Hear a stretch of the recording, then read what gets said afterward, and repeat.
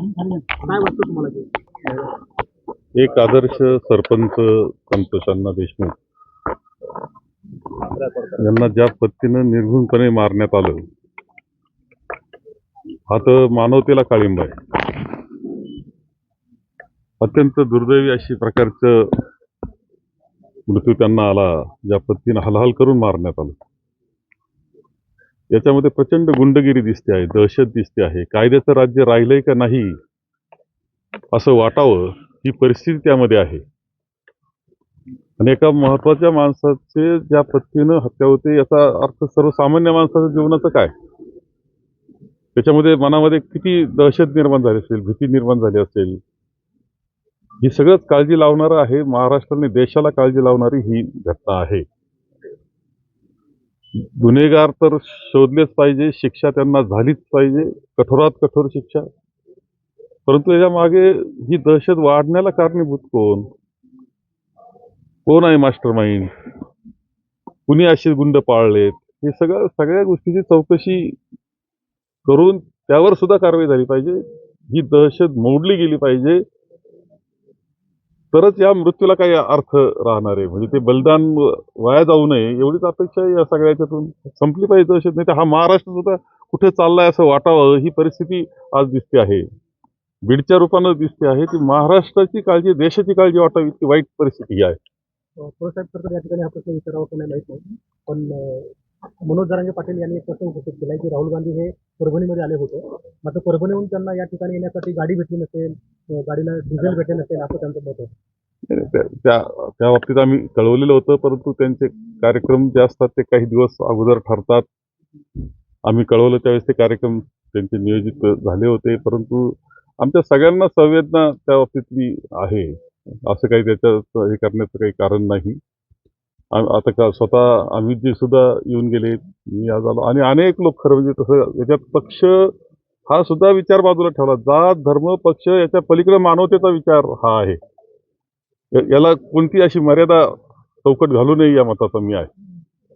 आता बीड जिल्ह्यासह परभणी आपण पाहतो, त्याबरोबर कल्याणमध्ये देखील त्या पद्धतीची घटना समोर येते. कुठेतरी गुन्हेगारांच्या संदर्भामध्ये पोलीस पायबंद घालण्यात कमी पडत आहे. गृहमंत्री कसं असतं, याच्यात कायद्याचं राज्य हे शेवटी धाकावर चालतं आणि गुंडांना धाक असला पाहिजे, आणि तो सुद्धा वेळेत घालावा लागतो. असं आहे की छोट्या छोट्या घटना घडत असतात, त्याचा एक मोठं रूपांतर होत असतं. शेवटी तुम्ही छोट्या घटनेच्या वेळेसच त्यांना रोखलं नाही, त्यांना शिक्षा केली नाही, तर काय घडतं याचं उदाहरण सुद्धा हेच आहे. संतोष अण्णाचं उदाहरण सुद्धा तसंच एक. यापूर्वी छोट्या छोट्या घटना होत्या, त्यावेळेस FIR घेतले गेले नाही, त्यांच्याकडे दुर्लक्ष करण्यात आलं. मला तर असं ऐकलं की एखादा FIR करायचं असलं, 680 नोंद करायची असली तरी ते पोलीस स्टेशन करत नाही.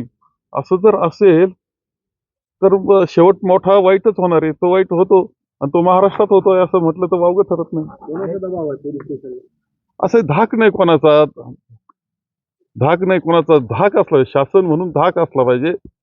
कोणाचा दबाव काय असेल तर ते शोध घेण्याची जबाबदारी राज्याच्या प्रमुखांची, त्यांनी तो शोध घेतला पाहिजे.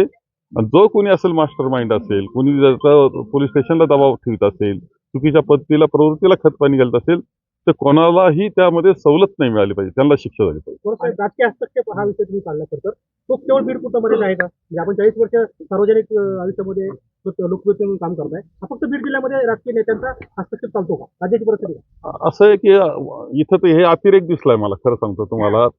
काही जिल्ह्यांमध्ये तो असतो, काही सगळीचा असतो, असं नाही म्हणता येणार. परंतु बीडमध्ये मला हा अतिरेक दिसलाय. हे जे घडलेलं आहे हे अतिरेक आहे, हे वाढत चाललेलं दिसतंय. हे लोन आहे, हे पांगत चाललेलं दिसते, ही लस पांगत चाललेली दिसते. आणि महाराष्ट्रात जाऊन पोहोचली तर फक्त गुंडांचंच राज्य शिल्लक राहणार आहे. आणि कुणीही राजकीय, शेवटी असा आहे, कायदा हा स्वतंत्र असतो. कुणी जो पोलीस अधिकारी असेल किंवा IAS ऑफिसर असतील, यांनी कायद्यानं चालायचं असतं. वेळ प्रसंगी असे अधिकारी असतात की ते मंत्र्यांना सुद्धा सांगतात, त्यांच्या खात्याच्या मंत्र्यांना, नाही हे चुकीचं आहे, हे कायद्याचं नाही, हे तर असं करता येणार नाही, असं म्हणणं हे शिकवलं असतं IPS अधिकाऱ्यांना, IAS अधिकाऱ्यांना. ही जबाबदारी त्यांची असते आणि ती पाळली पाहिजे त्यांनी. कुठेतरी महाराष्ट्राची जी संस्कृती आपण पाहतो की की जे राजकीय दृष्ट्या आणि राजकारणाची विशेष संस्कृती ती कुठेतरी उद्ध्वस्त झाली का, आणि ज्या पद्धतीने गुन्हेगाराला पाठवी घातलं जाते, पाठबळ दिलं जातं, सगळं मी तर पाहिलं मागील 5 वर्षाच्या राजकारणात, परत नंतर 2-2.5 वर्षाचं ते राजकारण, त्याच्यामध्ये ज्या पद्धतीचं राजकारण झालं आणि जी त्याची राजकारणाची पातळी खालवलेली आपल्याला दिसते आहे. पातळी सुद्धा तुम्ही अभ्यास करा, पत्रकार म्हणून अभ्यास करा, पातळीच खाली खाली खाली चाललेली दिसते. आणि याच्यामध्ये राजकारण करत असताना गुंडांना सांभाळण्याचा जर भाग येत असेल आणि त्याच्यावर दहशतीवर तुम्ही राजकारण आणि निवडणुका करायला निघाले असतील तर पुढं शेवट वाईटच आहे. आपण जर बघितलं तर संतोष देशमुख हत्या प्रकरणानंतर आता 16वा दिवस आहे आज.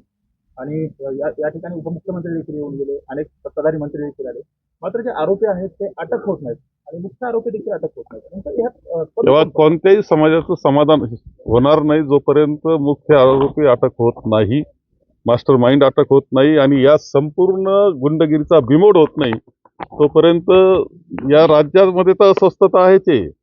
बीडमध्ये तर पूर्णपणे अस्वस्थता आहे. कुणी समाधानी होऊ शकत नाही या गुंडगिरीचा बिमोड झाल्याशिवाय, आणि ती जबाबदारी राज्य शासनाची आहे, त्यांनी ती पाळली पाहिजे. 28 तारखेला सर्वपक्षीय मोर्चा होतोय.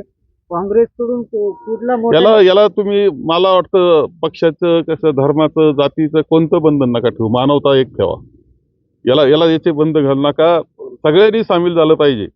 आणि सभागृहामध्ये ते चित्र दिसलं आपल्याला का, असं काही नाही याच्यामध्ये का पक्ष नाही, हे काय याचा संबंध. जेव्हा पक्ष मतांतर हे तर घटनेमध्ये सुद्धा आहेत, परंतु ज्यावेळेस मानवतेचा प्रश्न येतो, गुंडगिरीसारखे दहशत निर्माण होते देशामध्ये आणि आपल्या विभागामध्ये, त्यावेळेस सगळ्यांनी एक झालं पाहिजे, सगळ्या नागरिकांनी एक झालं पाहिजे. राज्यात एकीकडे कायदा आणि सुव्यवस्थेचा प्रश्न निर्माण झालाय, तर दुसरीकडे आता अजित पवारांकडे काही अधिकाऱ्यांनी प्रस्ताव ठेवलाय उत्पादन म्हणजे शुल्क वाढीसाठी, महसूल वाढीसाठी, की दारू दुकानाचे जे परवाने आहेत ते त्यामध्ये वाढ करण्यात यावी, कसं वाद आहे? नाही, वाईटच ही गोष्ट तुम्हाला सांगतो. म्हणजे ही निवडणूक सगळ्यात वाईट निवडणूक महाराष्ट्रानं पाहिली.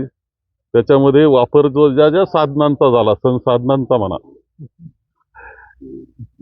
तो कोणत्या दिशेला नेणार आहे हे आपण पाहतोय. आणि त्यामध्ये जर तुम्ही दुकानं उघडणार असाल आणि सगळ्या पिढ्याच्या पिढ्या बरबाद करणार असाल